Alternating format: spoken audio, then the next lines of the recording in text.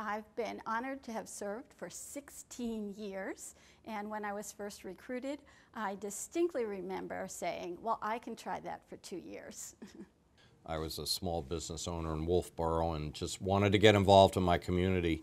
I ran for the planning board and then the budget committee, and then I was a member of the New Hampshire House here for 12 years and served 2 terms in Congress. And then, quite frankly, I lost and thought I was going to move on and change careers, but the New Hampshire Senate position opened up and enough people convinced me to run for it that here I am. I think the people of New Hampshire is really what New Hampshire is all about.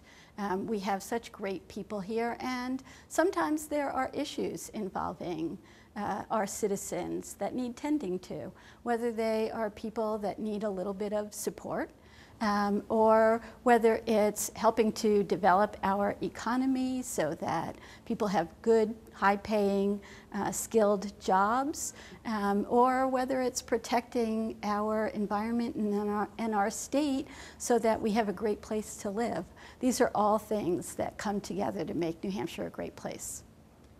Serving in the House, whether it's in New Hampshire with 400 members and in Washington 435, is just an experience I think probably like no other. You can't lobby the New Hampshire House because it's so large, and that's typically a little bit true in Washington too, and that's a good thing. I mean, the House is supposed to be the people's representative, and the fact that it's so large, you have to make your arguments and convince people based on data, facts, and not, arm twisting. And I think we've seen that a lot in the last few years, and that's a good thing. It's participatory democracy at its best. New Hampshire legislature is extremely accessible, and there are so many ways that citizens can raise their voices about an issue.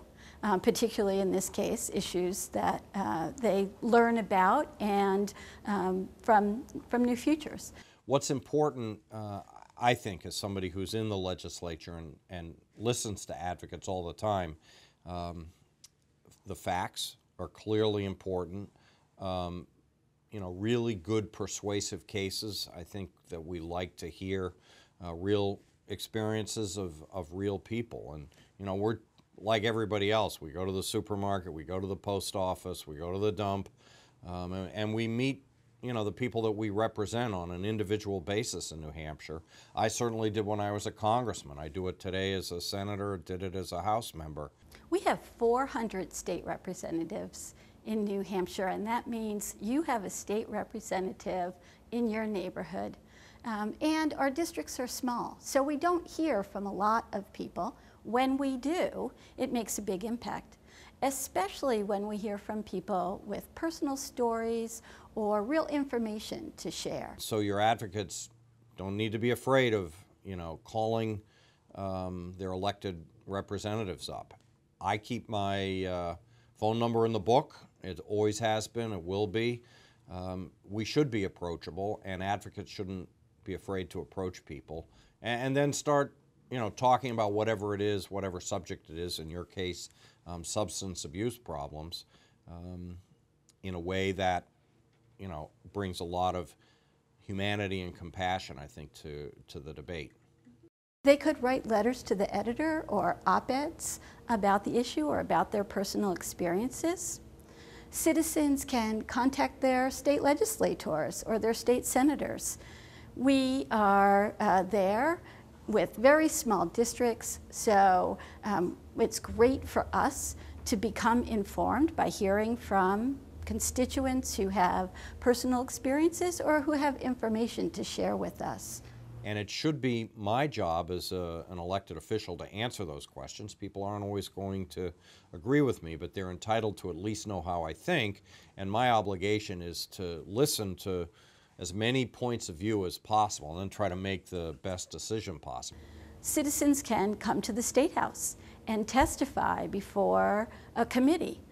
It may seem like it's daunting, but we're just 20 ordinary citizens, just like those that are coming to talk to us and share what they know about a particular issue.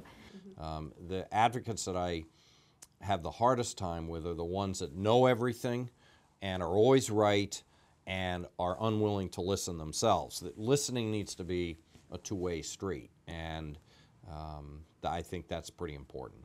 I think it's a little less effective when you just send what we call a canned email, something that's prepared by somebody else, and we might get 100 of them, all exactly the same. I think the personal story and the personal information and the one-on-one exchange is really important. You can't please everybody all the time. I mean, I remember that in the budget debate, we had debates over the level of funding for substance abuse last year, and you left not real thrilled with the decision that I felt that we had to make. But as an advocate, I think you knew that it was important never to burn bridges, and approached me, this year to sponsor the legislation that we talked about in terms of prescription drug monitoring. So picking up the phone and calling a legislator at home, that is our office, or writing us a letter, or sending us an email, and talking specifically about your personal experiences or knowledge or information that will help shed light and enhance the conversation and the debate about any particular bill that's before us is very, very important. And I certainly, as a legislator, I certainly welcome that. I think that decisions get made. You don't always win, you don't always lose. And as long as there's mutual respect and the ability to disagree in an agreeable fashion, that's really important, both for the elected official and for advocates.